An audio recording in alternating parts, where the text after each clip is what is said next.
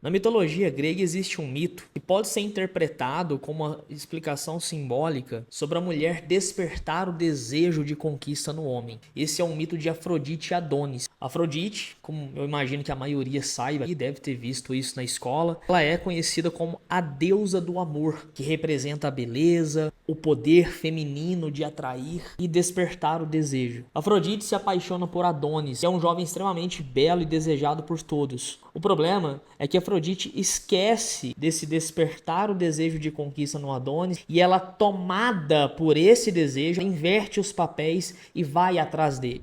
E com isso Afrodite não consegue conquistar Adonis no sentido de mantê-lo exclusivamente para si. É o que nós vemos acontecendo frequentemente. Muitas mulheres vão atrás do cara, às vezes até conseguem alguma coisa com ele, vão pro rala e rola, mas não conseguem manter essa exclusividade. E no mito, Afrodite, que se apaixona perdidamente por Adonis, por causa dessa extraordinária beleza que ultrapassa aquilo que é humano, não recebe o mesmo de Adonis. Ele não retribui com essa mesma intensidade o amor que Afrodite tanto quer dar a ele. Ele prefere muito mais a sua liberdade do que as promessas de amor da deusa. Afrodite, uma tentativa de tentar mantê-lo por perto, tenta protegê-lo ao máximo, sempre avisando os perigos da caça. No entanto, o Adonis ignora seus avisos e acaba sendo fatalmente ferido por um javali. E isso simboliza, de certa forma, que o desejo de Afrodite por tomar o controle de tudo e preservar o amor de Adonis falha miseravelmente, pois ele não se rende completamente à sua conquista. Após a sua morte, Afrodite lamenta profundamente. E segundo algumas versões do mito, eu não sei se vocês sabem, os mitos, durante muitos anos, eles foram passados de forma oral. Por isso que você já deve ter ouvido várias versões de um mesmo mito.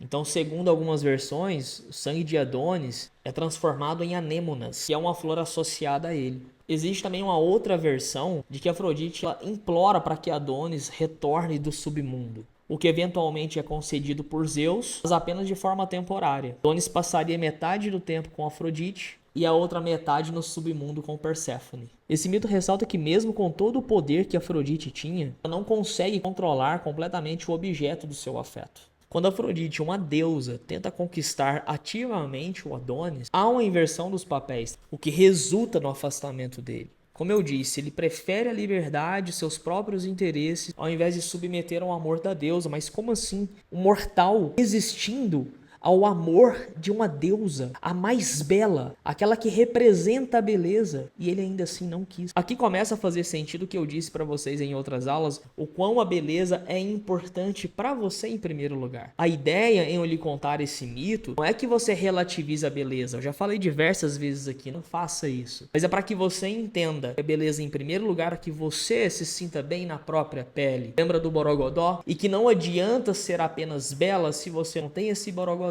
e se você inverte os papéis. Num contexto arquetípico, o homem ele precisa e ele quer ser o conquistador. Quando o homem percebe que você está correndo atrás dele, isso pode sim causar uma perda de interesse, na maioria das vezes. E naquelas pequenas que não causou, se dividem entre aquele que só tá aproveitando de você e tá aquela pequena exceção de às vezes um cara que também era tão inseguro quanto você, no final das contas vocês se encontraram, alguns dão certo e outros não. Esses que dão certo seguem um caminho ali amadurecendo e vão se acertando no meio desse caminho, meio que trocando a roda com o carro andando. Mas na maioria das vezes o que acontece é que ele perde o interesse. É como se o jogo da conquista fosse essencial para manter esse interesse vivo. Quando Afrodite tenta assumir o papel de controladora e protetora, o desejo de Adonis não aumenta. Desde que mundo é mundo, nós temos histórias que explicam sobre essa dinâmica entre homem e mulher. E tá aí você perdendo tempo, ouvindo técnicas inúteis que só te levam à frustração.